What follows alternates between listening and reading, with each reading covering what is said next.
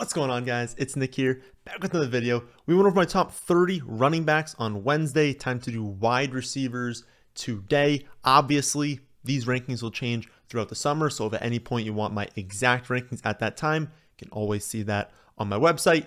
But yeah, we're going to take a look at how things stand today. Got another very long video. Sit back, hit the like button, and let's hop into things.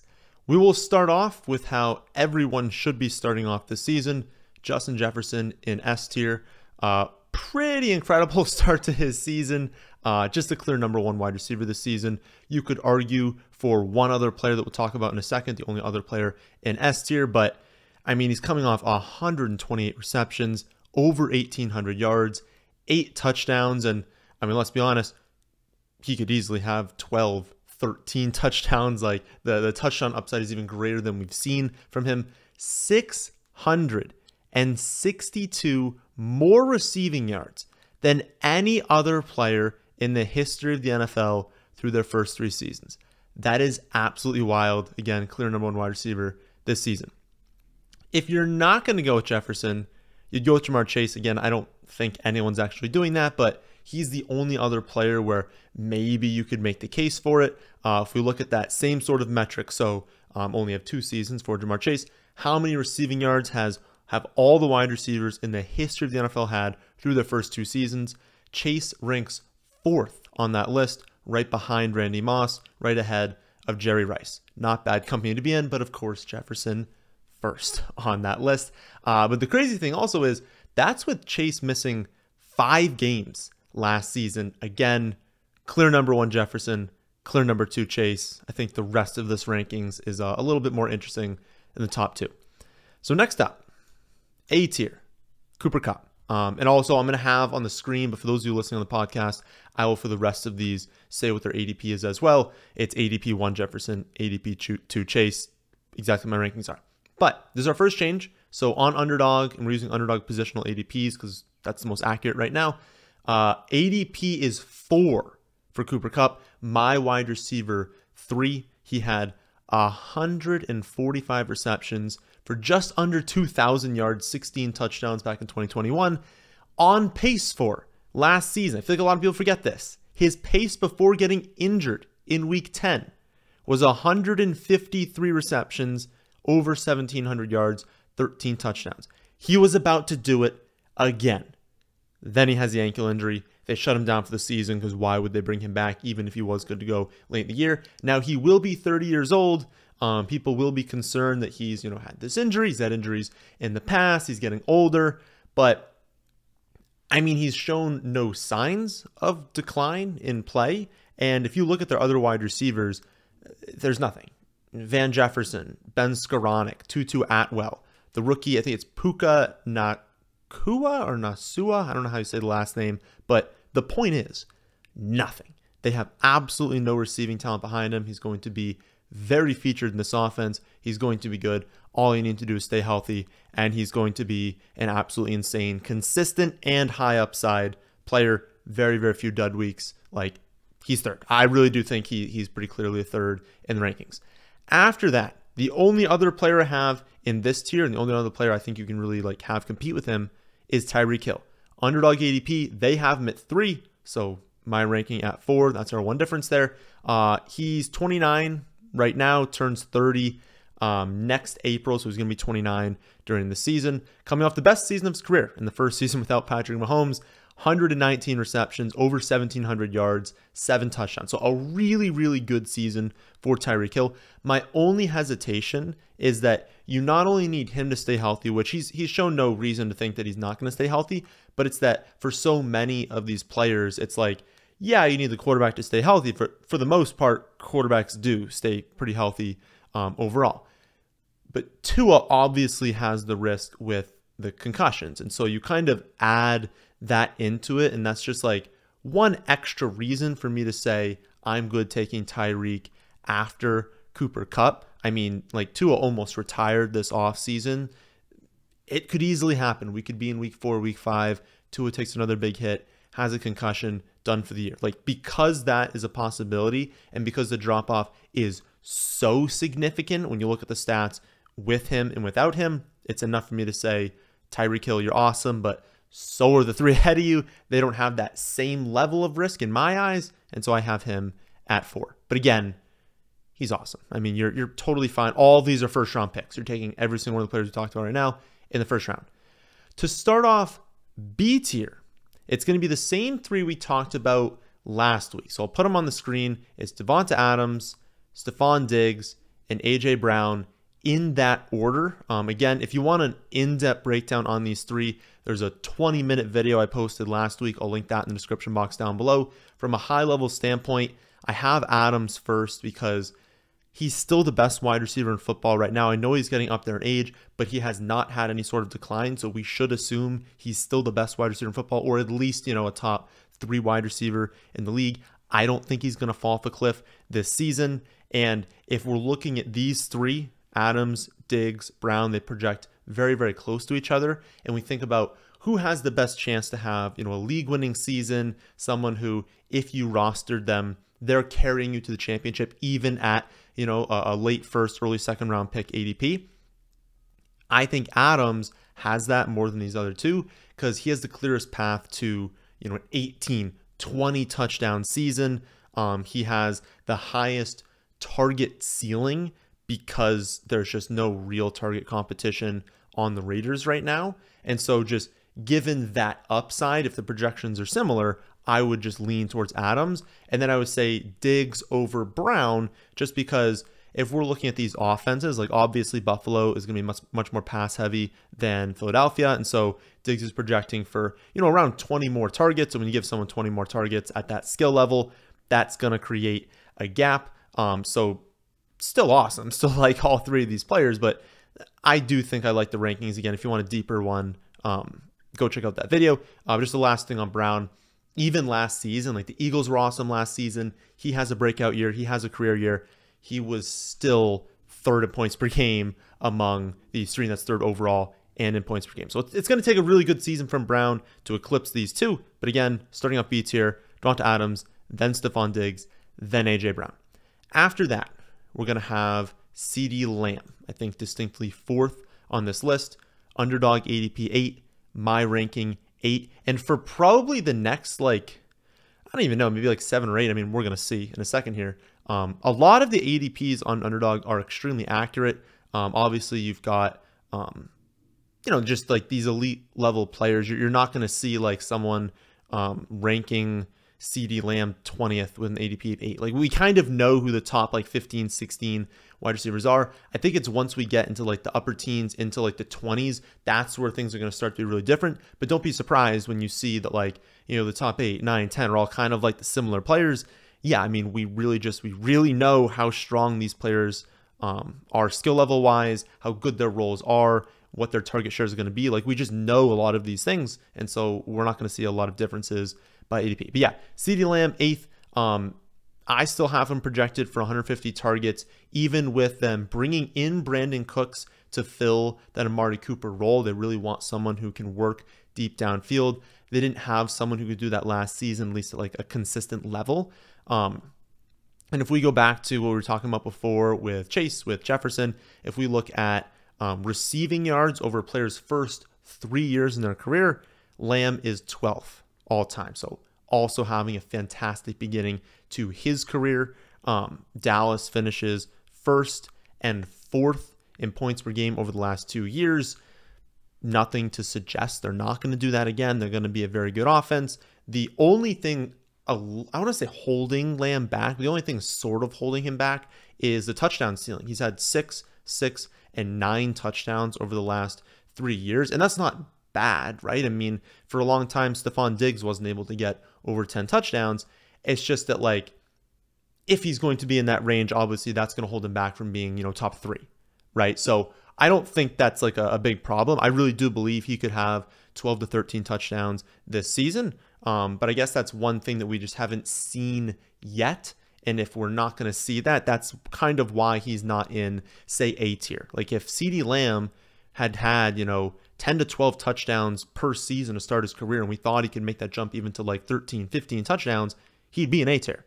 But it's more that Cooper Kupp, Tyreek Hill, they've shown they can score that many touchdowns. CeeDee Lamb has not yet. But again, I think it can happen. second to last player, I believe, in this tier is going to be Garrett Wilson. Had an absolutely insane rookie season. My wide receiver 9, ADP wide receiver 9, wins rookie of the year. He is the second player on this list, I'll say, that has a situation change. So if we look at everyone up here, I mean, what's really different, right? What's different with Lamb? I guess they brought in Cooks. What's different with Brown? Nothing. Diggs, I mean, Dalton Kincaid, if you really want to like say that's different. Tyreek Hill, nothing. Cooper Kupp, nothing. Chase, Jefferson, nothing. Like, things are not changing. Adams, you're going to get a new quarterback. Garrett Wilson, you're going to get a new quarterback. The thing with like Adams, though, is we don't know how bad the quarterback play is going to be. I mean, we know with Garrett Wilson that you're going from Joe Flacco, Zach Wilson, and Mike White to Aaron Rodgers. And even if Aaron Rodgers has some sort of drop off in play for some reason, or the transition's a little bit tough for him, he's going to be better than all three of those players. Garrett Wilson was incredible, 83 for 1,100 yards, only 4 touchdowns as a rookie, but it was still a really, really good season. Sky's the limit, really. I mean, he could go out there and have 1,500 yards this year, 12, 13 touchdowns. I would not be surprised. My projection right now is 96 for a little under 1,300 yards and almost 8 touchdowns. So easily can break through those, but that's a really strong projection. Again, I think he's going to be a superstar. I think he's got a really high ceiling. The only reason I haven't ranked him higher is because there are still a decent number of wide receivers in New York. And it's just that, like, there's a little bit of variance with how Rodgers is going to play. Like, Rodgers is very particular about who he's throwing the ball to. Like, I mean, I'm going to throw up if Randall Cobb is actually like out there running consistent routes this season.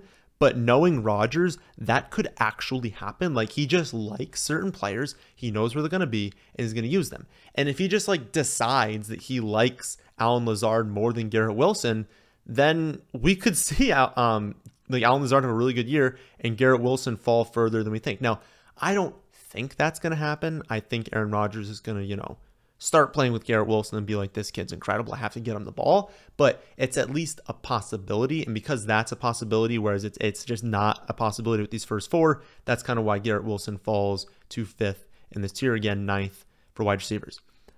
Next up, Amon-Ra St. Brown. Wide receiver 10 by ADP, 10 in my rankings, last player in B tier. The 3 best players all time over their first 2 seasons in receptions, all have 196. So there's been 3 wide receivers ever, history in the NFL, exactly 196 receptions over their first 2 seasons. Justin Jefferson, Michael Thomas, and Amon-Ra St. Brown. He's had a phenomenal start to his career. I mean, there's no reason to think it's going to be different this season. We've got Jameson Williams suspended for the first 6 weeks. So even if you thought Williams is going to have a larger role, maybe that takes them away. Well, for the first month and a half, that's not going to happen.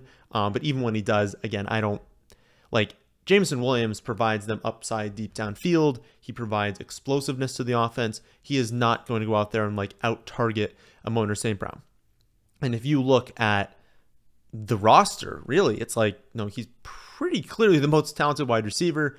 They don't have a ton of like consistent depth at tight end. They have Sam Laporta, who I think is going to be really good, but again, rookie tight end. Laporta's not going to go out there and have 1,100 receiving yards. Like, Amon-Ra St. Brown's the guy. He's going to be the cornerstone of this passing offense. Just a fantastic weapon. And if you think about his 106 receptions last season, like, that was missing a game and then also being a decoy in 2 other games. So if you look at the 14 games where he was actually healthy and playing, his pace was for 122 receptions. Like, that's where he would have been had he not gotten injured last season. And so you look at maybe like points per game numbers, you look at like receptions per game. Remember that there were 2 games he went out there and he was a decoy. He was not playing in those games. He got like 1 in 4 receptions, but he was just kind of out there. He wasn't himself. When healthy, he was fantastic. Great young wide receiver, going to be exceptional. Only reason for him is like why he can't really move up is doesn't get a lot of work deep downfield, and we're not expecting that to change. He's going to be more of a short area guy. And then red zone work. He's not going to be a high touchdown earner because he's not a huge weapon in the red zone. But again, completely deserves to be in this tier. C tier, we're going to start off with Jaylen Waddle. Had a very different rookie season to his second season. Drops down from 104 receptions to 75. And you're like, whoa, what happened? Well, the yards per reception, like what happened is he was a completely different player. You know, in his first season, he's getting peppered with all these short targets. They bring in Tyreek Hill, and Tyreek Hill takes more of those. And now Waddle's working deeper downfield. He goes from 9.8 yards per reception as a rookie to 18.1, nearly doubles his yards per reception. That's crazy. Probably not going to happen. I mean, again, like 18.1 is wild. I mean, that is a crazy high yards per reception. But the role I would expect to be similar. As long as Tua can stay healthy, he should be pretty much as effective, if not more effective realistically than last season, because Tua missed time last season. So if Tua doesn't miss games, we're not expecting so many dud games when Tua was out. It's the same risk though. And why he kind of can't move up is, number one, he's the first number 2 wide receiver on this list, right? Everyone else on this list right now is a wide receiver 1 on a pretty good offense for all of these players. Waddle's a number 2. And if he's also got those same quarterback concerns, that's why he can't move up. But again, my wide receiver 11 by ADP as well. Next up, T. Higgins. Underdog ADP 14, my wide receiver 12. He has been 12th and 19th in points per game over the last 2 years. Let's be honest, the offense is going to look very identical. The only change that could happen is maybe we see Mixon leave, but it's looking more and more likely that's not going to occur. So probably going to be the exact same offense we've been seeing. Obviously, like with Waddle, we've now got a number 2 in Higgins. Chase, obviously the number 1 on that team. But he benefits from that a lot in Higgins, and he has explosion weeks because of that. Like, there are just going to be a few weeks where defenses sell out a little bit too much to stop Jamar Chase, and that T. Higgins explodes. You know, he has 150 and 3 touchdowns. Also, I think people are going to look at the 19th in points per game last season and be like, well, you know, I don't love it. 12th and 19th, why are we ranking him 12th? That's kind of at the upper end of what he's done. I don't want to say unfairly, but you're kind of punishing him for 2 games in those points per game where he didn't play. I mean, he had week 5, he played 10 snaps. Week 14, he played 1 snap. Didn't have a target in either one of those games, and those are factored into his points per game. If you look at the 14 games where he actually played in, he didn't just play a snap and then come off the field. He was 12th in points per game. So 12th the last 2 seasons, really. Ranking him 12th, I just think it makes sense. He's a very, very good player. It's going to be a very, very good offense. Great situation. Still 24 years old. Everything points to him having a really solid season. And then obviously, you never say handcuff at this point, but if you're asking if he has upside, I mean, if Jamar Chase got hurt, you don't think T. Higgins could be a top 5 wide receiver? Of course he could be. So plenty of upside, really good floor, really good offense. Higgins deserves to be this high. Last player in the C tier is Chris Olave. Underdog, he is 12th. My ranking, he is 13th. I think a lot of people are going to want me to rank Olave first in this tier. My only hesitation is with the offense for New Orleans. They're going to run the ball a lot. They're going to play slow. He has a new quarterback. And so there are a lot of different factors that maybe play into him. I don't want to say being overrated, because he's a phenomenal talent. He's going to be the wide receiver 1, but there are different things that could stop him from having, a top 12 season, let's say. Because obviously if you're taking someone at this spot, right, you're taking him as the wide receiver 13, you'd like him to be able to finish as even a top 7 wide receiver. And it's what if they just play really slow and the play volume's not there?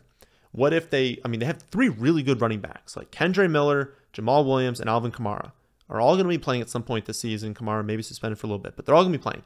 They're going to run the ball a lot with those 3, plus they're going to run the ball with Taysom Hill.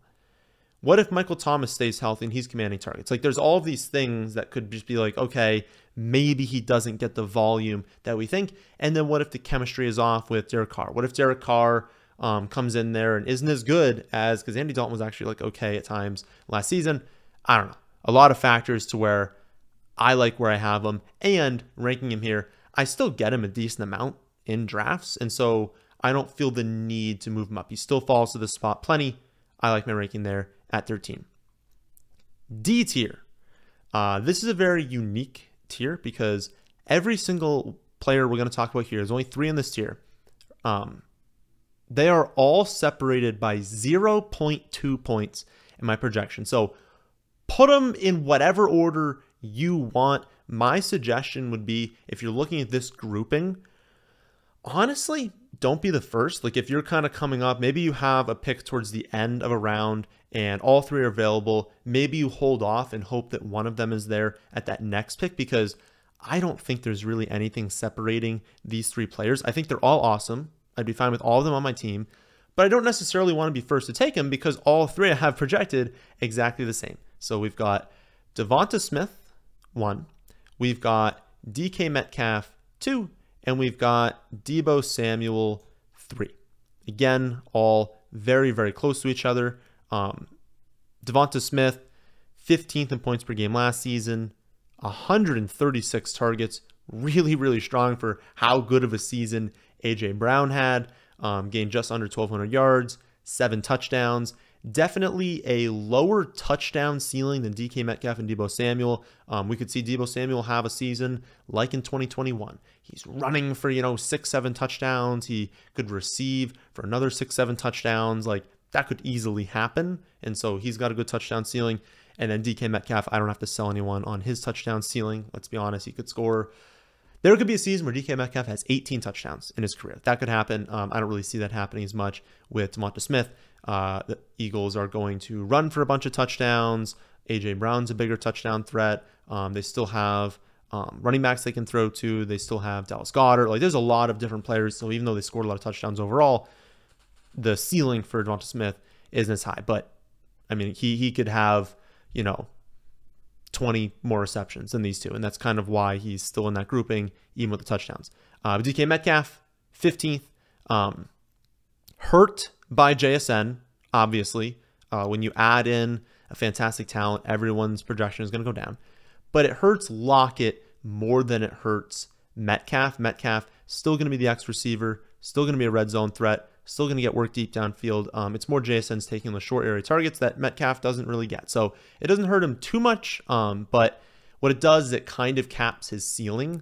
Like there's only so many receptions that Metcalf can have if you also have Lockett on the team, JSN on the team, and now 2 more running backs that can pass catch, that can get work on the ground. So ceiling a little bit lower for Metcalf than we'd seen before. Mostly the volume ceiling. Again, the touchdown ceiling is still there. But that's why he's still in the same grouping as DeVonta Smith and Deebo Samuel.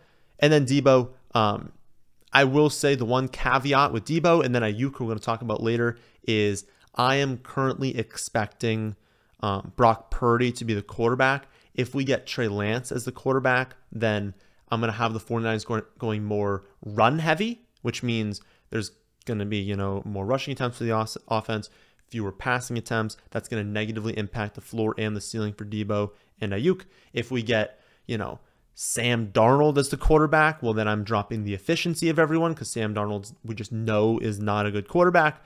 But Purdy has upside. Purdy could be a good quarterback. And so if he recovers from this injury, he's good to go early in the season. He's a starting quarterback. That's what I'm assuming here. So if you want to use that to say, well, that might not happen. You might get Lance. You might get Sam Darnold. And that's why you want to take him third.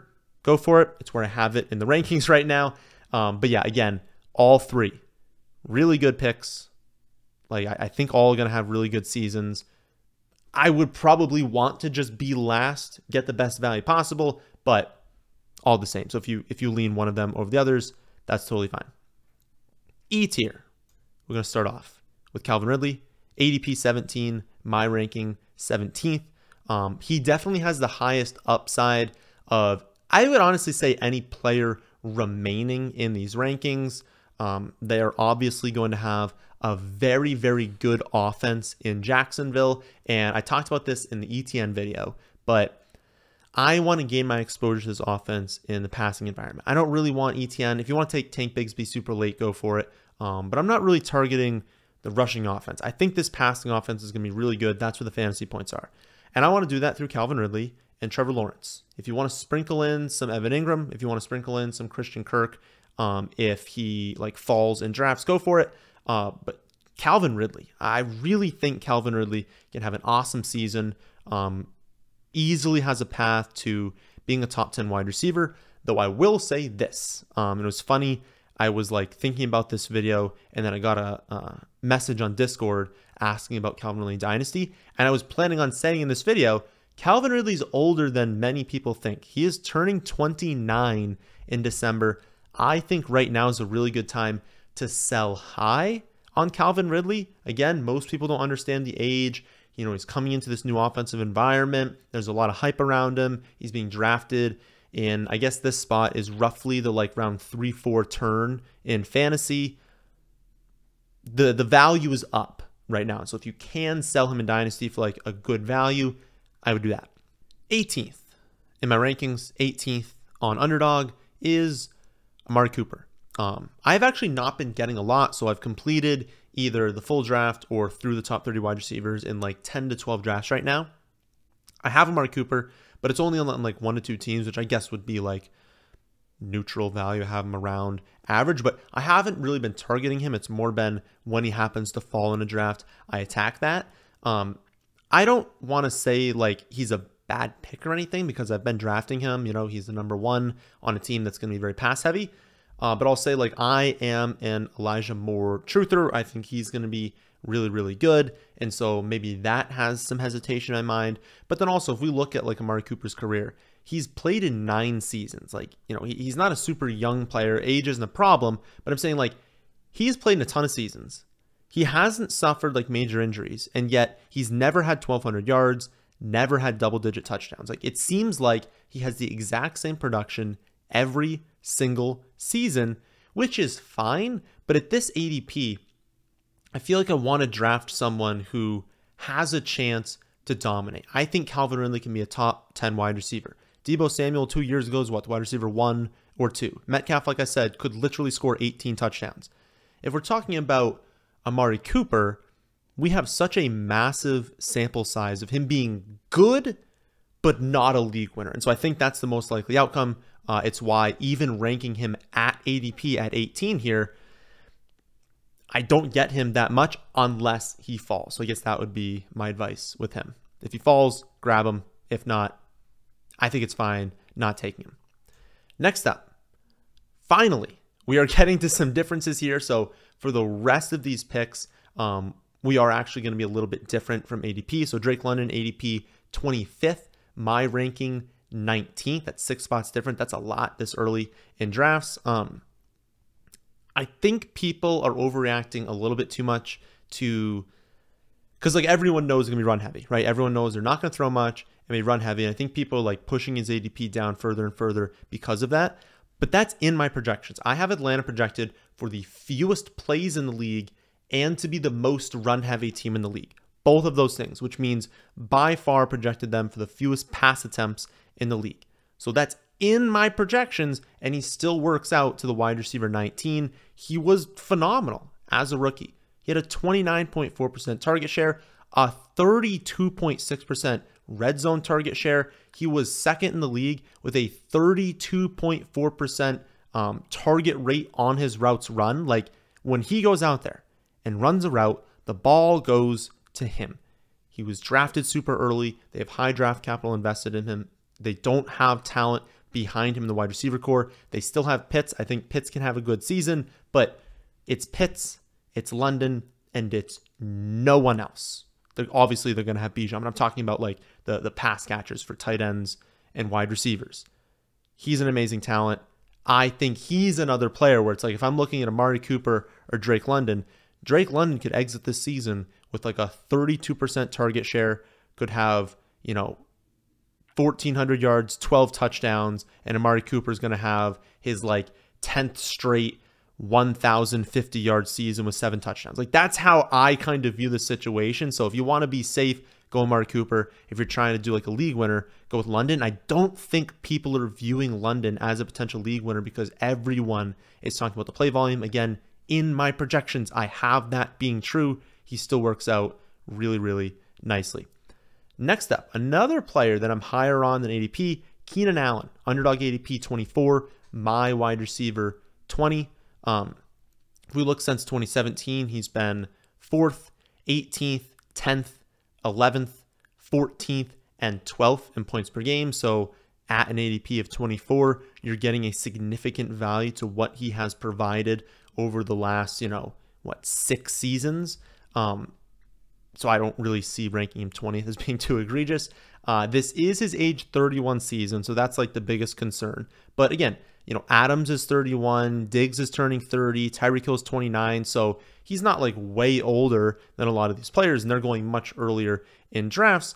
And it's not like we saw a drop off last season. Like, I would get it if we looked at him last year and we're like, ooh, the catch rate's down, the yards per reception is down, these receptions per game, like all this stuff is down. He was above his career average in receptions per game last season. He had a 6-year high in catch rate. He had a 3-year high in yards per reception. So like, he was really, really good last season.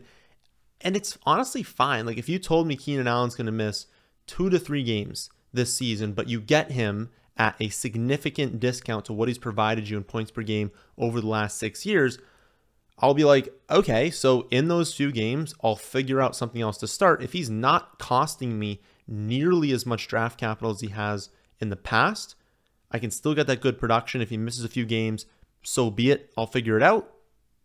I think he's a really, really good pick. Again, I think the ADP at 24, a little bit too late. Right after him is teammate, Mike Williams. I've kind of gone back and forth on like who I would want to rank higher. So Williams ADP 20th, ranking 21. I end up with Keenan Allen much more because, there's definitely leagues where Keenan Allen has fallen. And so if his ADP is 24, you can get him sometimes as a wide receiver 27, 28. That doesn't happen as much with Mike Williams. And then I also think about Quentin Johnston. It's like, who's that going to impact more?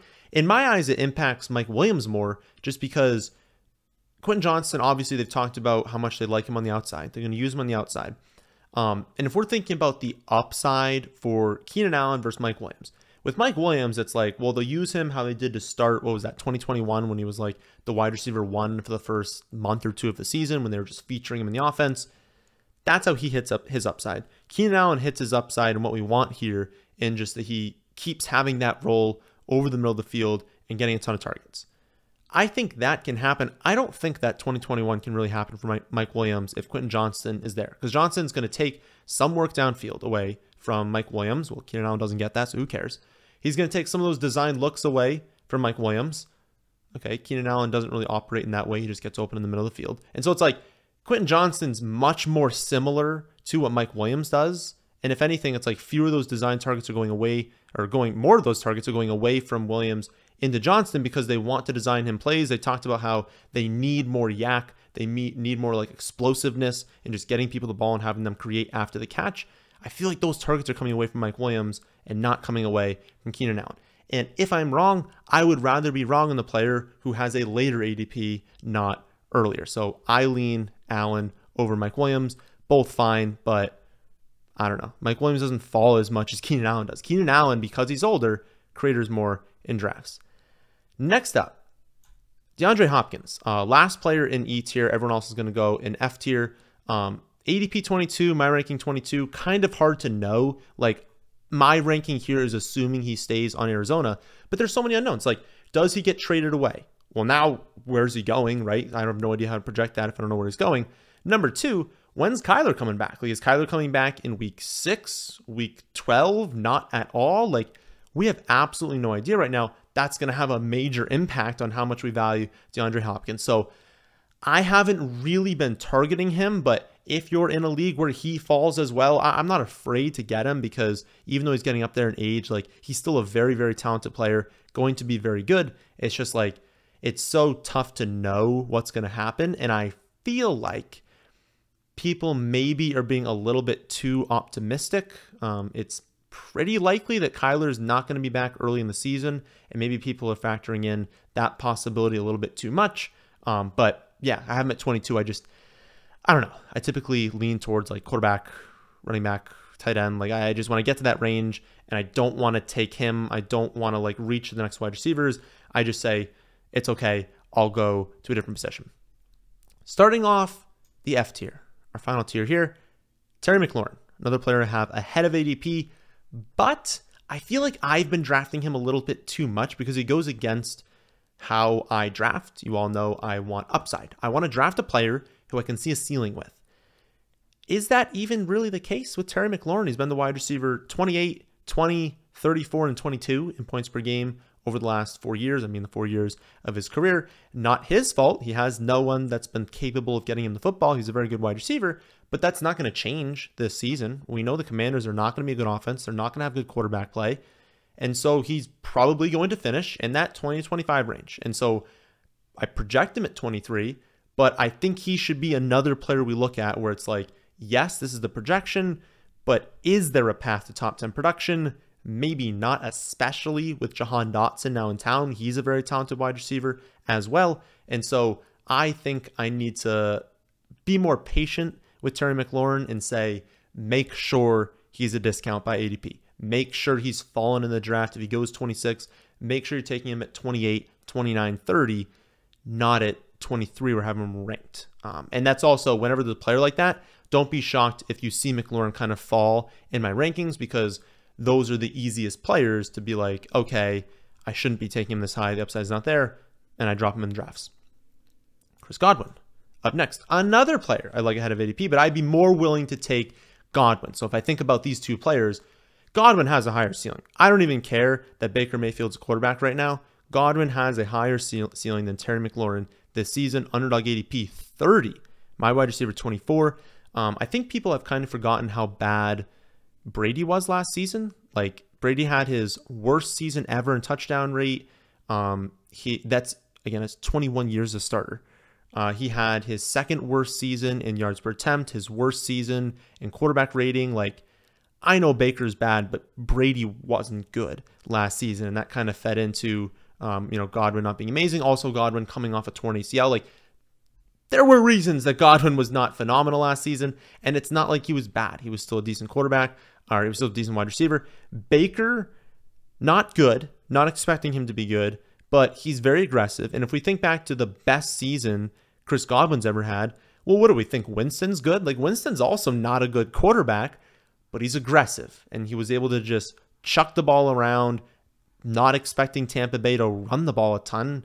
Look at their running back core. It's, a pass catching specialist and Sean Tucker, who's got like a heart condition. Like, they're not going to run the ball more than a bunch of teams. They're probably going to throw it a lot. They're probably going to be aggressive. And if they're featuring Chris Godwin with, Mike Williams getting a little bit more, or Mike Evans getting more up there in age, I think he could have a really good year. I don't think his ADP makes sense. I'm going to keep targeting him on Underdog. Next up, Christian Watson. Someone I think people are a little too optimistic about. ADP 19 on Underdog, my wide receiver 25. Like, I don't know. I mean, so he was a second round pick last year. He has 41 career receptions, and he's catching passes from a quarterback with less than 100 career pass attempts. I think Jordan Love has 83 career pass attempts. So we've got a very, very small sample size on Watson, a very, very small sample size on Jordan Love. We're throwing them together on a team we don't expect to be very good, and we're going to take him 19th by ADP, which is a pretty aggressive ADP. I haven't been drafting him. I think that's definitely on the upper end. Like, he can outproduce that, but if we're thinking 50-50 chance, which way is he falling? I'm thinking he's falling on the under way more than 50% of the time. I like him at 25. He doesn't fall that much. Like, even having him at 25, I'm not sure I've drafted him yet because he just never makes it to that spot. But yeah, there's so many unknowns with him, and many of the unknowns are very bad. Like, Jordan Love could just be bad. And if that happens, this offense is not going to be good. That's not going to be good for Christian Watson. Next up, Michael Pittman Jr. Another player that it's like, I have him ranked as a value. I have him ranked 26th, ADP 28. But someone that it's like, it's difficult for me to draft because I think about the upside. Anthony Richardson's going to run the ball a lot. And I'm assuming Anthony Richardson's going to be the quarterback for most of the season. He's going to get a lot of designed runs. He's going to scramble a lot. They're going to run the ball a lot in general. He's a rookie. Rookies have a difficult time supporting like multiple fantasy relevant players. Where's the upside? Is Pittman going to finish top 10 with Richardson at quarterback this season? Probably not. And so if that's not really in his range of outcomes, I'm not in love with it. But I'll say another player that falls. That's why I've ended up with him sometimes, because he's at 28. He's fallen to 30, 31. He's still a very, very good player, and I'm fine drafting him. But I would say, like, if you ask me, which would you prefer? Pittman at 28. I don't know Josh Downs' ADP, but Josh Downs, in like the 15th, 16th round where he's going around that spot, I prefer taking Downs. I think Downs can way outproduce his ADP. I don't know that Pittman can way outproduce this ADP. Another player that not necessarily going to end up with a lot, Jerry Jeudy. My ranking 27th, Underdog ADP 23rd. I don't know. There's a lot of projecting that goes in to Jerry Jeudy. Like, he's been the wide receiver 57, 71, and 20 in points per game. And so he's got, 9 touchdowns over his 3-year career. He's got over 100 receiving yards in 5 out of 41 career games. He has 1 game in his career, so 1 of 41, over 7 receptions. To take him at 23, you are projecting him to still be good, him to stay healthy, this offense to be a lot better. And that's a lot of things that need to happen. I have been targeting the Denver wide receiver core with Marvin Mims late in drafts, not with Jeudy, not with Sutton. I just don't like him that much. Someone I do like, but not necessarily to like draft a bunch, but just I like as a player, as you know, is Brandon Aiyuk, wide receiver 28. My wide receiver 28, Underdog ADP 31. I wouldn't necessarily say that I draft a ton of him, but if we can get Brock Purdy as the quarterback, I think he has upside. I think he's shown over the last few seasons that there's a reason he was a first-round draft pick. He's a very talented wide receiver. My only hesitation is if we get Lance, if we get Sam Darnold, I'm not going to want him. You're not going to be able to get him the football. Like, it's disappointing sometimes, because it's like all the 49ers need is a half-decent quarterback, because you've got Kittle, you've got Deebo, you've got Aiyuk. It is so easy to get them the football, especially with elite coaching that they have. But I don't know that Lance is the guy. Obviously, Sam Darnold's not the guy. So if we get Brock Purdy, I'm going to want a lot of Brandon Aiyuk. If we get anyone else, I'm not going to want that. Next up, final 2 players, DJ Moore, Jaxon Smith-Njigba. DJ Moore, I think a lot of people will expect to see earlier than this. But it's the extreme case of, I don't even want to say the extreme case of Drake London, because Drake London's on a worse situation. But I think people are piling on Drake London and saying he can't do it because of the situation, but they're completely overlooking that DJ Moore is going to a team that's going to run the ball significantly more. There are not going to be very many targets. He is changing teams. There are a lot of reasons to pump the brakes on DJ Moore. And if he's going to be 21st by ADP, that's a little bit egregious. Even projecting him as clearly the number 1 wide receiver on this team, they run the ball so much. When they drop back, Fields either scrambles or gets sacked so much that they don't have that many pass attempts on offense. And so even if he outproduces ADP, it'll be because he finished 18th or 19th, not because he finished way higher than that. And I would just prefer to draft someone who can finish way higher, especially if, on average, I'm ranking him 29th. Then finally, my wide receiver 30, Underdog 29. We've got Jaxon Smith-Njigba, top rookie in my redraft rankings, though I will say he's not shown here. Jordan Addison is 31st, so he just missed being in this video. I just think JSN is going to be a star, a very, very talented player. I know there's concerns that they're going to still run a lot of 2 wide receiver sets because they really want to run 2 tight ends, 2 wide receivers, 1 running back. They were very effective with that last season. Again, coaches, at least good ones, game plan for what they have. They did not have a number 3 wide receiver, so they had to put a ton of game planning into that set. 2 tight ends, 2 wide receivers, 1 running back. You've now got 3 incredible wide receivers. I would be shocked if they are putting 2 tight ends on the field at as high a rate as they did last season. And if JSN is going to be on the field in the slot with defenses needing to pay attention to Lockett and Metcalf, he's going to have upside. And just given how good of a player he is, I really like the upside for him. To close, the only wide receiver that I do not have ranked as a top 30 wide receiver that is a top 30 wide receiver by ADP is Christian Kirk. Underdog, he is 27th. My wide receiver 33 is just because, like I said before, I like Ridley a lot. I would rather gain my exposure to this offense through Ridley, through Trevor Lawrence, and then sprinklings of Evan Ingram or Christian Kirk if he falls in drafts. But yeah, I just think Ridley's going to be the clear number one. That's going to see a big drop-off in production from what we saw last season to this season for Kirk. Perfectly fine player, and we loved him last season, but it's just too much of a drop-off with Calvin Ridley there this year. So that'll do it for a very long video. If you watched this far, you at least somewhat liked it, hit the like button. Tomorrow, we'll be back with followers by ADP, so who's been following the most in drafts over the last 2 weeks. Then we'll look Monday at a mock draft Monday, Tuesday, live, doing another Underdog draft.